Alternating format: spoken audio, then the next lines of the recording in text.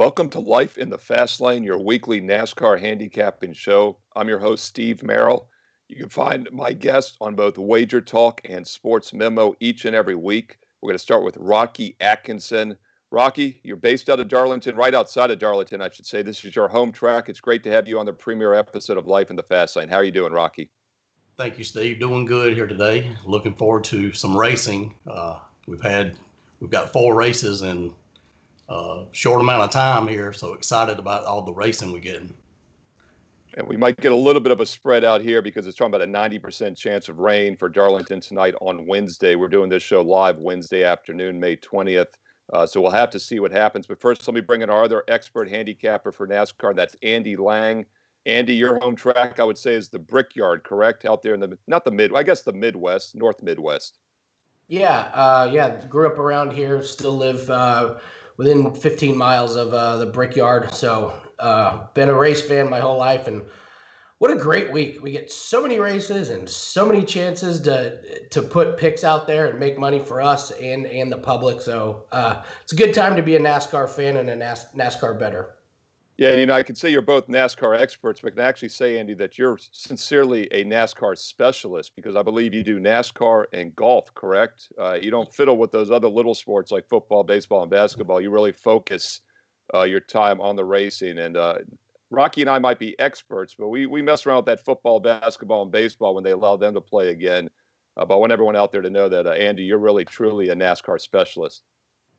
Yeah, I find I do the best in niche sports, and then I leave the other sports up to other specialists in other sports.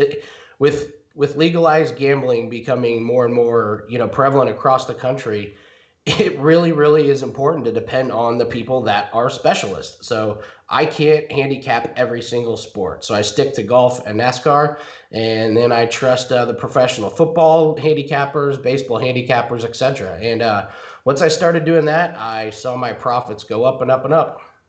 Well, the results speak for themselves. Both of you had a fantastic Sunday at Darlington 3 days ago, 5-1 combined. Remember, you can get Andy's picks on WagerTalk.com. $2 Tuesdays for Andy. If you can't afford $2 on Tuesday to make some money on the races each and every week and the other sports, golf as well, I don't know what you're messing around with. And by the way, you don't have to pay anything because we're going to get some picks later in the show here, including the free matchup selection. Both of these guys are matchup handicappers. I know a lot of you out there play odds to win as well, play fantasy sports. We're going to get to some picks as well for outright winners, long shots, etc. But I want to remind the viewers out there, WagerTalk.com, $2 Tuesday for Andy, and both Rocky and Andy, a huge special, $500 discount on their NASCAR package for the entire season. All you have to say is Race 500. That's Race 500 is your promo code at either sportsmemo.com for Rocky or WagerTalk.com for Andy Lang. Once again, Race 500. You mentioned that promo code. You're getting a $500 discount, free money for the entire NASCAR season. These two guys went 5-1 already. We're only one race in, and they're already 5-1. And it should be no surprise, Rocky, I know the past 3 years combined, you're 60-31 on your race matchups for NASCAR. 60-31 the past 3 years, including 10-1 a couple years ago on your 10-star monsters. So, once again, 5-1 start, $500 discount, Race 500 promo code. Write it down, folks, and use it. Rocky, 60-31 the past 3 years. That's a fantastic record. What's your secret? Don't give away your huge secret, but maybe give us a little tease on what you look at when you're handicapping NASCAR. Well, you got to look at, I usually look at qualifying and your practice speeds. But, of course, these races, we don't have any qualifying or practice speeds. So history at the track is a big thing for me. Just been around it forever. 15 minutes from Darlington, track too tough to tame, and I just been a part of it for a while, so pretty knowledgeable about it. Yeah, and you bring up a good point because a lot of viewers that are watching right now probably are NASCAR diehards, but I know we definitely have some new viewers who maybe haven't bet NASCAR as much or ever before. This is the only game in town, literally, other than golf restarting here in the near future. These are the big boy sports. We get a UFC fight. We got 3 fights in 8 days last week with UFC. They're off now for 2 weeks. So NASCAR really is the only game in town for the rest of May. UFC goes back May 30th. I know, Andy, you'll be on golf here in the next week. But otherwise, NASCAR is the sport for the next month. And I think we're going to get a lot of new recreational bettors venturing into NASCAR, which is a good thing because from a betting standpoint, I've always felt like NASCAR has kind of lagged the other sports. Even though the viewership might be there on TV, there's not a lot of a betting following. I think it's a great sport to bet. As I mentioned earlier, there's different options. You got head-to-head matchups, which I know you both specialize in, 5-1 combined, as I said last week, in the Sunday Darlington race at WagerTalk.com and SportsMemo.com. But more importantly, you can bet the outright winners. And what I love about that is you can take 3 or 4 guys at 5, 10, 15 to 1 odds. And if one of them hits, boom, you have a nice payday. Top 3 odds, top 5 odds, same thing. And now fantasy sports is huge, of course. And the daily fantasy, you usually have to pick 6 drivers, different salaries. So you have to take a mix of the favorites and some long shots. And we're going to get to one of those kind of long shots for fantasy purposes and maybe betting purposes as well later in the show here. But Andy, before we get into the race, I want to ask you also, what do you look at when you're handicapping a NASCAR race? For me personally, I rely heavily on the practice sessions. I like to see how they're running at the track right now this week. Like Rocky said, I love past data as well. For Sunday's Darlington race, I really had to lean heavy on past results at the track. That was very difficult because Darlington had their second race cut several years ago, which means we only had 1 race last year, only 1 race the year before. And the best driver in those races was Kyle Larson, who was kicked out of the circuit a few weeks ago. So it was a tricky race to handicap going in Sunday. It was really on the blind. It was kind of the equivalent of handicapping a race in which all the practice sessions had been rained out that weekend. But then you add the extra element of them being out of the cars for over 70 days. Andy, what did you take into Sunday's race? How did you handicap that one, and what do you look at in general? Well, I like that we have different styles of handicapping because I make my plays before I see anything with practice and qualifying, and those will be the only plays that I make. I look at how guys have been doing this year, and the key for me is I don't look at just the past results. I look at the past results at tracks similar to the one they're racing. So if you look at a guy's, the past 5 races, he may average let's just say a 10th place finish, but he could have been racing on a road course and a short track and a flat track and a 1.5 miles. And you really got to look at, if you're racing at a 1.5 mile track, look at how he's done on the 1.5 mile tracks. There are guys that specialize in the short tracks. There are guys that specialize in the long tracks. And what the books do is they just take past finishes and they average it out. And that's really where I come into play for my handicapping is I'm able to crunch the loop data into the tracks that the guys specialize in. And that's where I get the real value. So when I do my research, I'm looking at track history, but more importantly for me, I'm looking at how guys have done this year on tracks similar to the ones they're racing on this week. Yeah, I think that's an excellent point. And the driver that comes to mind for me is Alex Bowman, the 88 car with Hendrick Motorsports. He finished second to Kevin Harvick this past Sunday. He led the second most laps to Kevin Harvick this past Sunday. But if you looked at his 2 previous starts in the Cup Series at Darlington in 2019 and 2018, he finished 2 laps down in both races outside the top 15, was really not competitive, led 0 laps. Yet he was dominant earlier this year at California, led the majority, almost the entire race.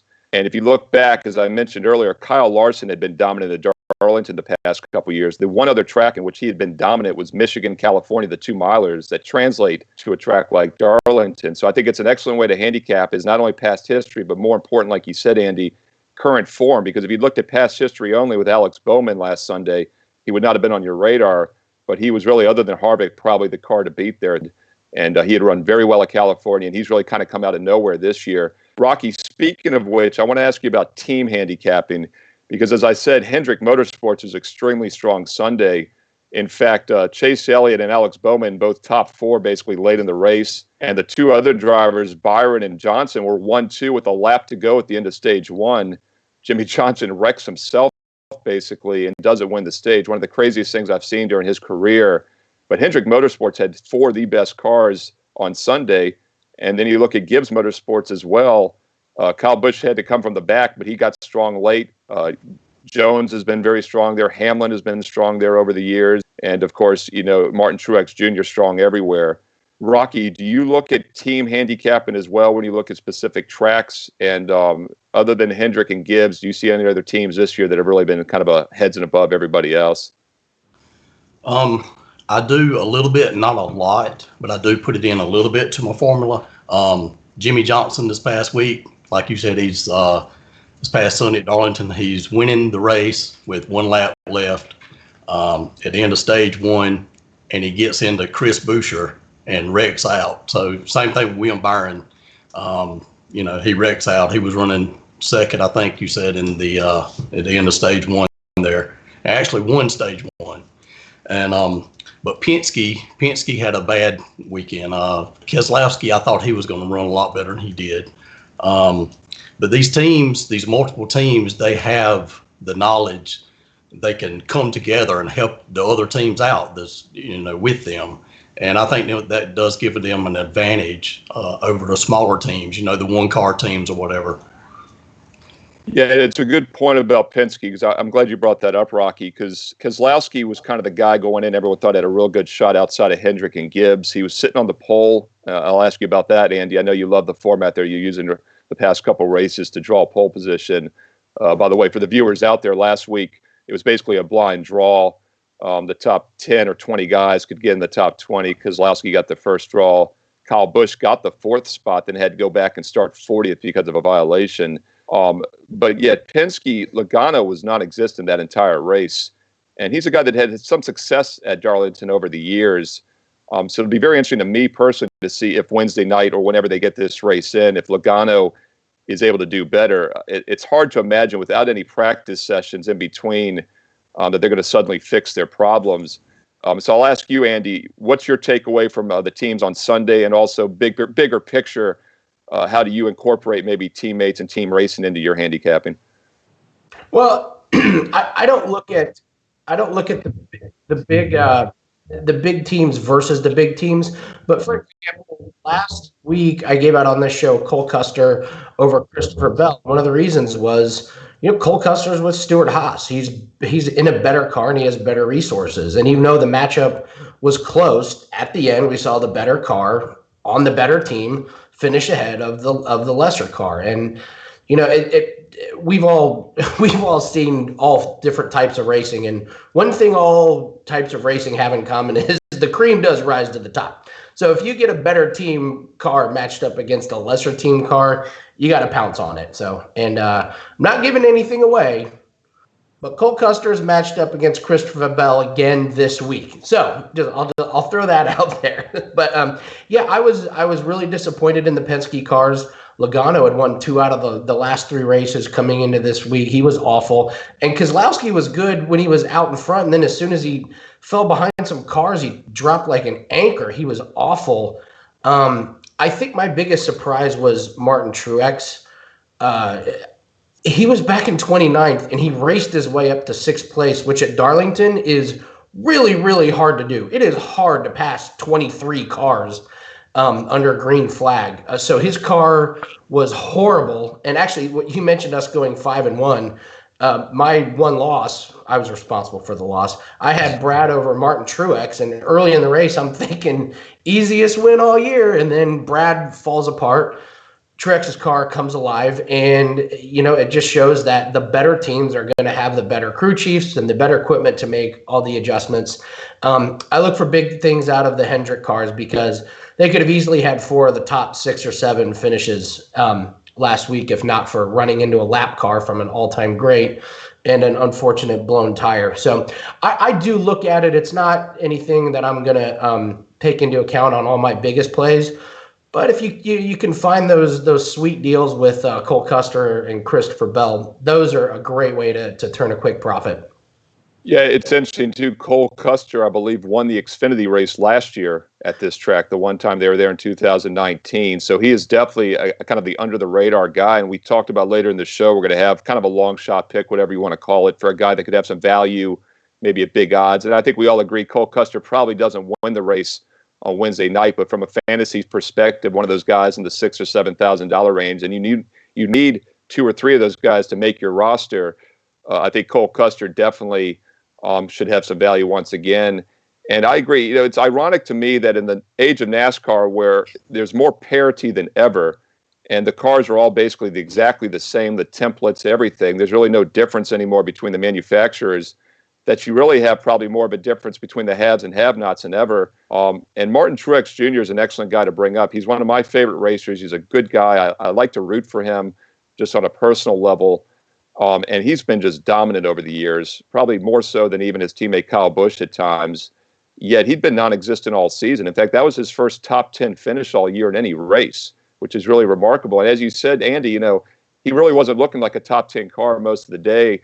He was good in the long runs, though. And, that's something that's tricky with NASCAR is you never know how the cautions are going to fall. And if you're going to get long race run, they had 10 cautions on Sunday, which is more than we normally have in a Darlington race. And one thing I'm sure you guys have noticed in recent years is we're getting less cautions in general in NASCAR. The cars just don't wreck as much. They seem to run a lot of laps. So that could benefit Truex. We'll get to Wednesday night's race. Once again, 90% chance of rain here Wednesday. When they do get the race in, though, it's going to be exciting to watch how they make their adjustments. Remind everybody also out there, once again, go to WagerTalk.com, get Andy's NASCAR matchup best bets, whether it happens tonight on Wednesday or if you're joining us later in the week and catching the replay of this show. Good news, you might have extra time to buy the pick. They might not race till Thursday or even Friday this week. So longer shelf life on those picks, which is a good thing for everyone. That's WagerTalk.com. We also have $2 Tuesdays for Andy next week. Rocky Atkinson, of course, at SportsMemo.com. Rocky 60-31 the past 3 years in NASCAR, including 10-1 on his 10-star monster plays. These two guys 5-1 combined last Sunday to start the NASCAR season. Shame on you if you missed out. I know many of you are kicking yourselves. The good news is that you can now get a $500 discount on the rest of the NASCAR season for both Rocky and Andy's picks. 5-1 so far, and we have several months, at least 4 or 5 months. We'll have to see how they stretch the schedule out. It looks like it's going to go into early November like it normally does. So that's a fantastic value right there, saving $500 for the next 5 to 6 months of picks. SportsMemo.com, SportsMemo.com, and WagerTalk.com, WagerTalk.com. Race 500. You got to have that promo code from this show only, Race 500, and you get a $500 discount on Andy and Rocky's picks for the rest of the season. Guys, let's get to the Wednesday night. We'll say the Wednesday night race whenever they get this in.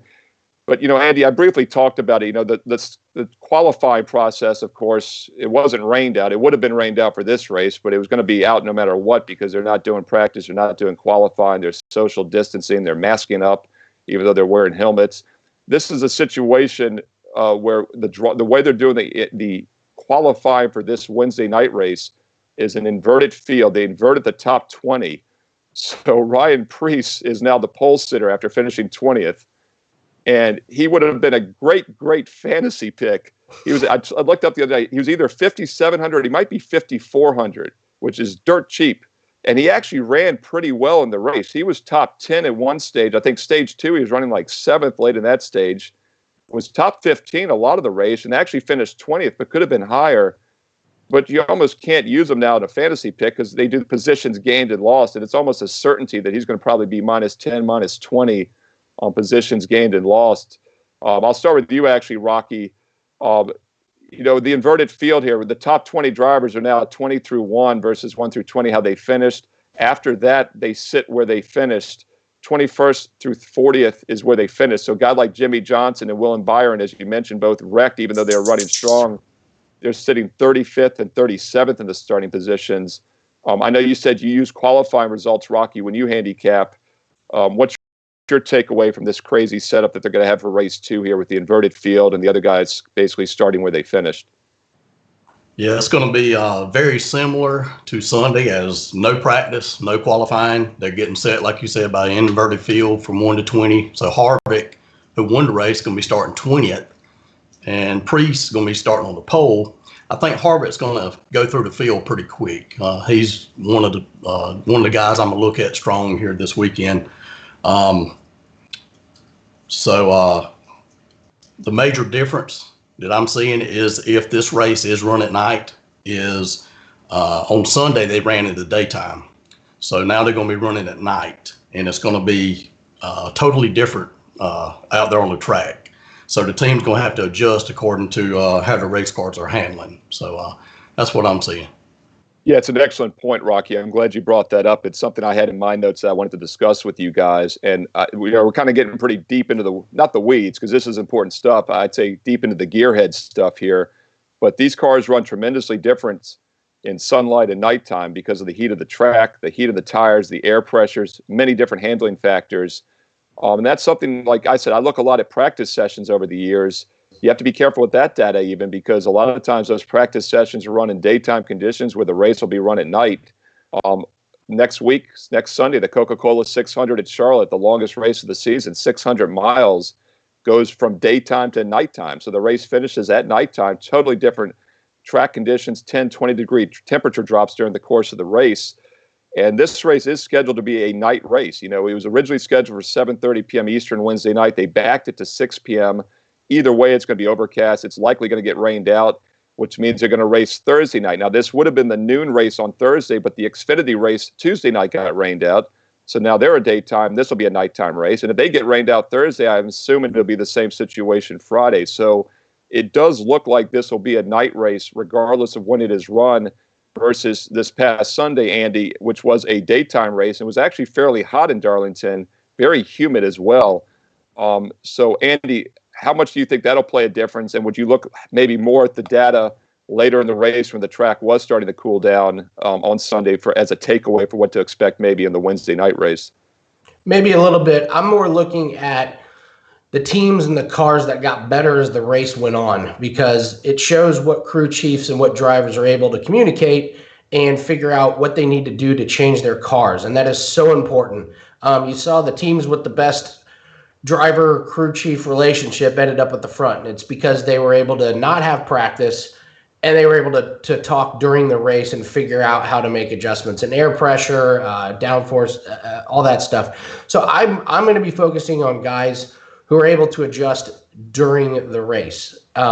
Because they're going from a daytime to a nighttime, they're not going to have any practice. But I'm also going to be looking at the start of this race. Your front row is Priest and Ty Dillon, and stage points are really important. They became a really big thing in the playoffs last year.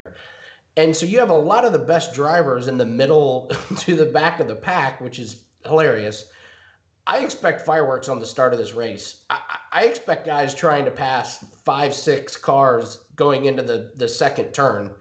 And Brad Keselowski is a notoriously good restarter, and he's of the big names the closest to the front. I expect him to really try and get out front, because the stages are about 90 laps, which is 1, maybe 2 pit stops. If you can be that first big name guy that gets out front through this crowded field, you're going to have a real shot at taking a pretty easy stage 1 win. And I also think there's a really good chance of a wreck that takes out some big name guys, which you don't see on many starts of the races, but guys are going to get antsy. They're going to want to get to the front. They haven't had much practice in the cars. So I'm excited for the first 10 laps of this race. Yeah, and another thing to keep in mind with all this rain in the forecast the next 2.5 days and nights, there is a chance that this is a rain-shortened race, which also means those early positions are very important, more so than normal. And you're going to see guys not want to be in the back, especially someone like Jimmy Johnson, William Byron. As Rocky and I were talking about, two of the best cars, the two best cars in stage 1, starting 35th and 37th. They've got to get up front, especially if it might be a rain-shortened race, which it might not be. I personally think it probably will not be, because if they get the race in, it's going to maybe be Friday, even Saturday at this point, because there's so much rain in the forecast the next 2 nights on Wednesday and Thursday. I don't even think they're going to start the race. We'll have to wait and see what happens. Another thing, though, to keep in mind, guys, is if they can get the race in at all, they're going to do so, because this is a Wednesday race 3 days after a Sunday race. They've got another race technically 4 days later in Charlotte, the longest of the season, and then another race after that on Wednesday night. So they're jamming these things in. There's no fans at the track, so they don't have to worry about the rescheduling element there. They just want to get these races in. We could have a Darlington 100 when it's all said and done. So, the early positions is very important. By the way, I followed NASCAR for 25 years now. I've handicapped it for over 20 years straight. And this might be the most confusing race, is trying to figure out the distance that I've ever had to encounter as far as the research I had to do. Sunday's race was the Darlington 400. It's normally the Southern 500, which is 500 miles. It's a 1.36 mile track, 3.36. That tells you it's a 70-year-old track, the fact that they made it such a strange distance. But the race on Sunday, the Darlington 400, was longer than this race Wednesday night, which is the Toyota 500. And the reason being is because they're saying 500 kilometers. This race is based on kilometers, the title. I have never in my life seen that happen. It's one of the goofiest things other than the inverted qualifying order that they're doing for the race. But yeah, a lot of strange things going on. And now we get rain for a couple nights. Weird restart to the NASCAR season for sure. But to break it down for the fans out there, Sunday was 293 laps, 400 miles. This is roughly going to be, I believe, 300, and I wrote it down in my notes, 311 miles versus 400. So it's only about 78% as long, 228 laps versus 293 laps on Sunday. So it's a shorter race. I went back and looked at the replay. At lap 228, Kevin Harvick was your leader. He had taken over the race lead, so we would have had the same result. He was running only fourth at 210. At lap 210, he was fourth. By 228, he was winning. Alex Bowman was second both times, and he finished second in the race. So we did not see a huge difference between lap 228 and lap 293 on Sunday. The big difference, though, was someone you both have referenced. Keselowski was leading at lap 210. He was in third place at lap 228, and I believe he finishes 13th at lap 293, the final. So it shows how much he fell off. So maybe the shorter race could benefit Keselowski. And as you mentioned, Andy, if he shoots up there from 6th or 7th at the start, he could be more legitimate than we would have thought in a longer race. With that said, guys, let's get to some picks for this race. What I want to do is maybe 3 drivers that you think are top 3 contenders. Doesn't have to be the exact order. Doesn't have to be a 1, 2, 3 finish. And these are going to be guys that are probably the favorites, top 5, top 10 in the odds. And in all honesty, 90% of these races are won by these guys nowadays. You get only 1 or 2 races a year where you get a guy that's maybe, 20 to 1 or higher that finds a way to win. Most of the time, that's at a restrictor plate track like Daytona or Talladega, which is just a random race to start with. But then also afterwards, I want to go with maybe one long shot. And we say a long shot, a guy that's not in the top 5 or top 10 of the odds. And that's not necessarily a guy we think can win. But it's a guy maybe you sprinkle a little bit on at long odds, or maybe a top 3 or top 5 or a top 10 play is probably the best way to use these long shots. And more so for the fantasy players out there. And I know there's a lot of guys out there watching the show that do fantasy sports. These are guys you definitely want to take a look at in the fantasies. And Andy already mentioned Cole Custer. He's another guy that you want to have on your fantasy radar. I'm going to see who these guys mentioned. I've got a couple other long shots I might throw out as well. But first, I want to remind all the viewers out there, you go to either WagerTalk.com or SportsMemo.com, and you use promo code RACE500, RACE500, because you're going to get a $500 discount on the entire NASCAR season. And yes, you missed one race, and yes, these guys did go 5-1. But the good news is you have about 5 months left of racing, and you're going to get a $500 discount. So go to WagerTalk.com and SportsMemo.com. And by the way, that promo ends this Friday. So you have less than 2 days. SportsMemo.com or WagerTalk.com.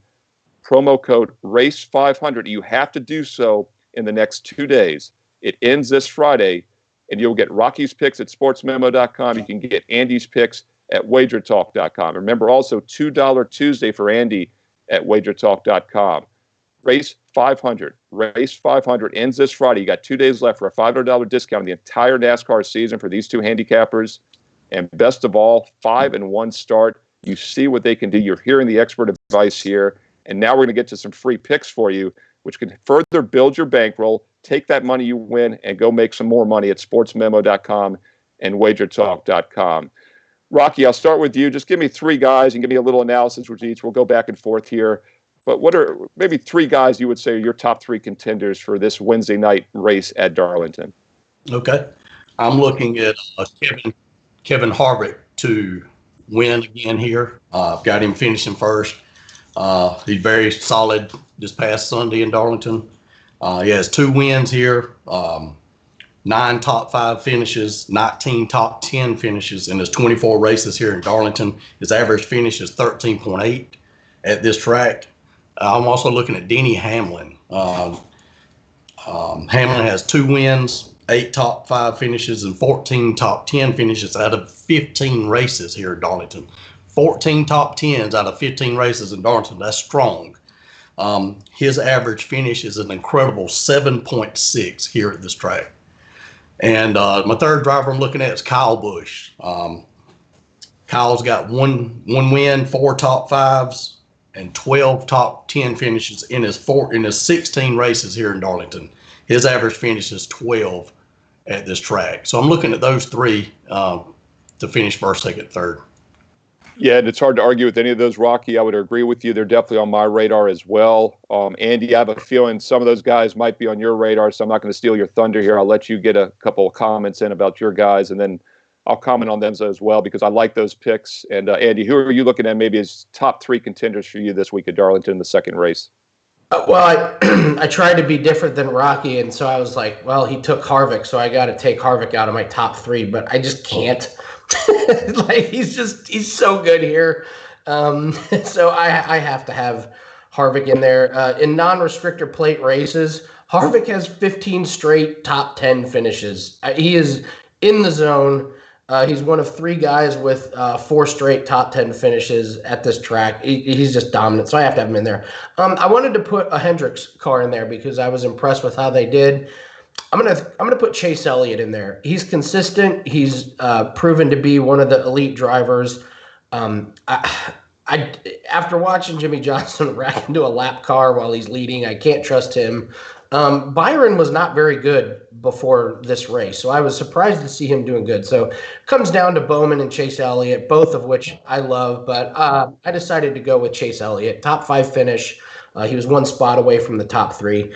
And then the other guy I'm going to go with is Martin Truex, just because of how impressive he was getting his car from absolute garbage to an elite car. I mean, you could argue he was the fastest car in the last half of the race. So if his car is as good starting the race as it was how he finished, I think he's in contention to win as well.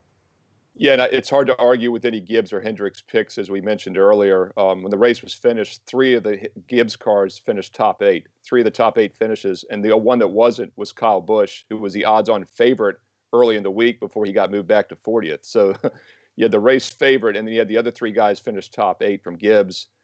Hendrick, as I mentioned earlier, Byron and Johnson were running 1-2 at the end of stage 1.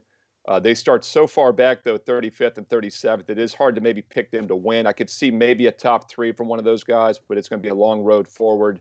I like the Chase Elliott pick, Andy. You know, he's a guy that was on my radar going into Sunday's race, and I looked at his past history, and he hadn't done much at Darlington. That kind of kept me off of him, but he ran top 5 the majority of that race late.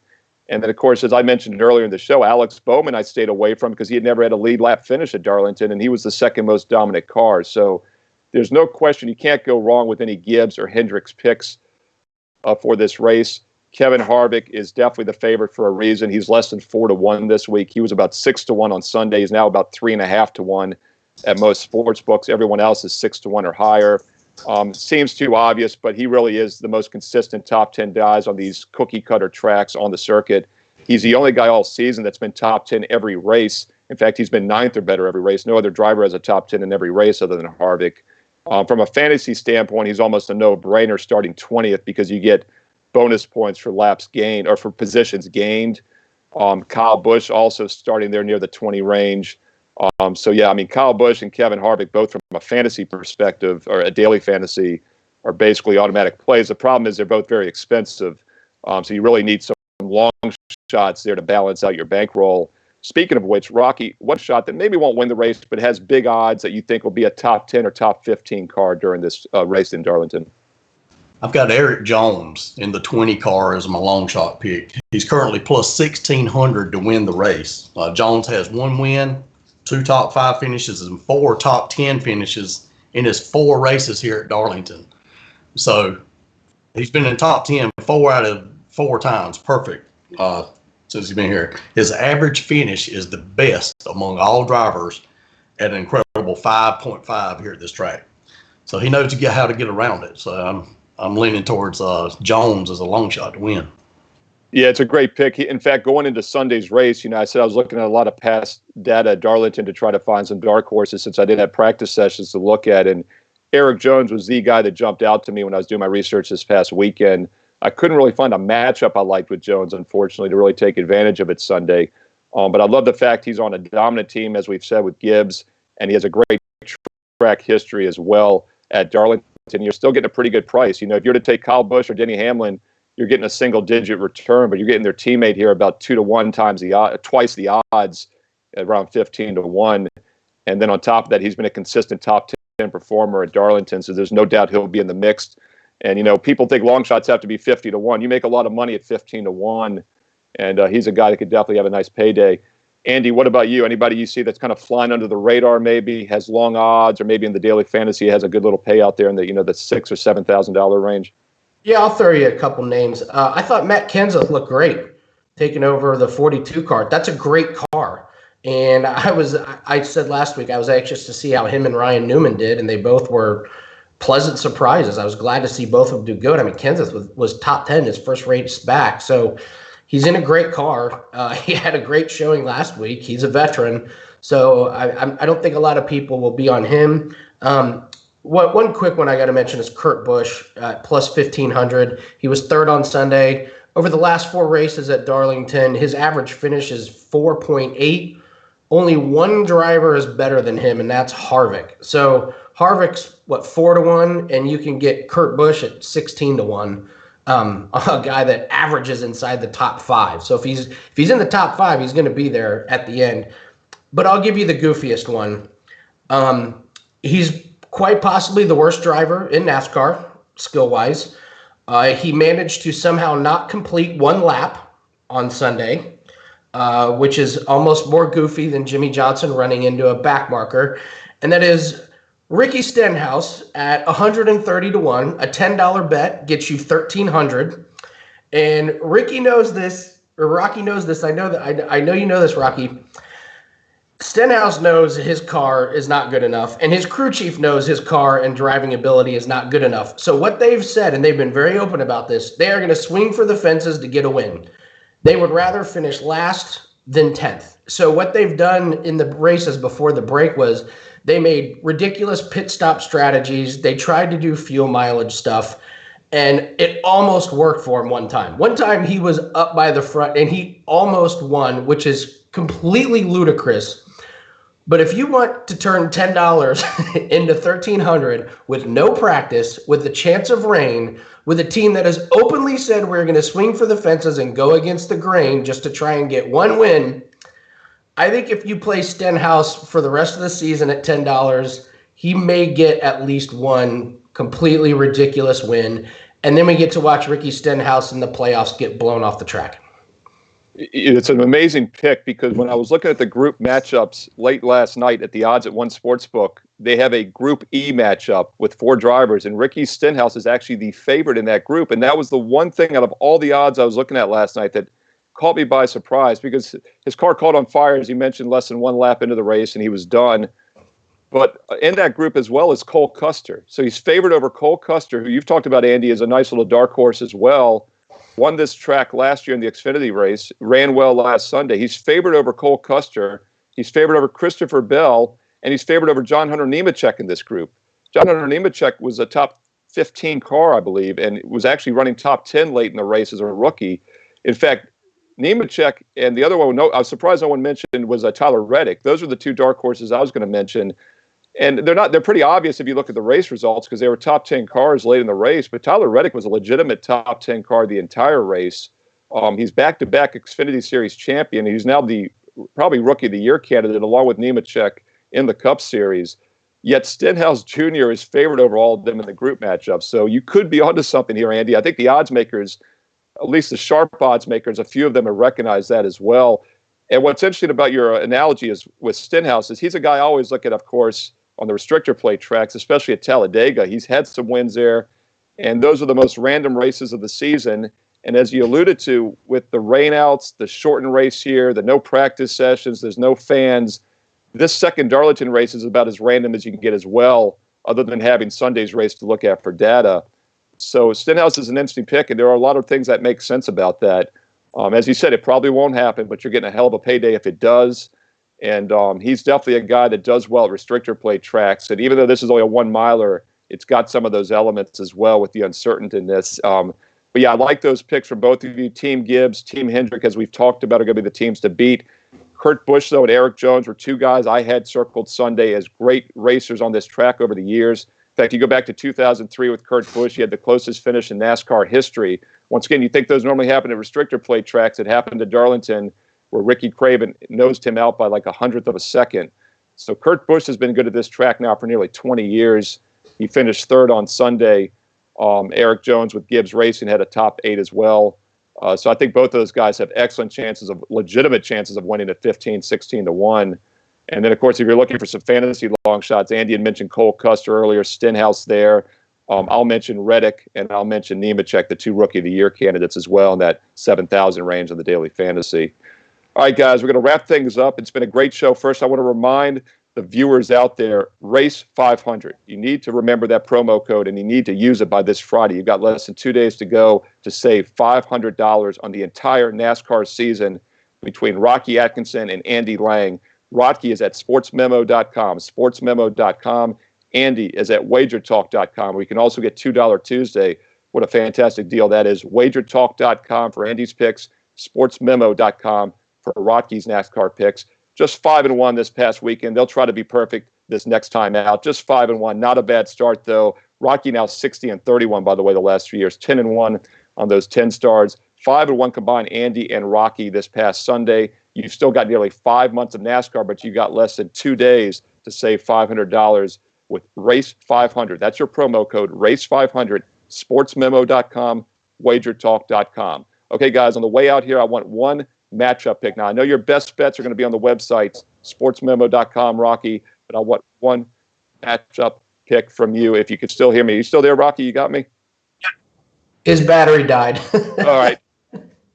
We almost got it all in. So, Andy, I'll get a nice matchup from you, though. What is something you're looking at? Might be a premium, might not be. I know you're going to have your best bets at wagertalk.com, but give us a free feel for how you look at a matchup, a little handicapping analysis with it. Sure. I'll give you Matt DiBenedetto against Clint Boyer. Clint Boyer was just incredible throughout the iRacing series. He's hilarious.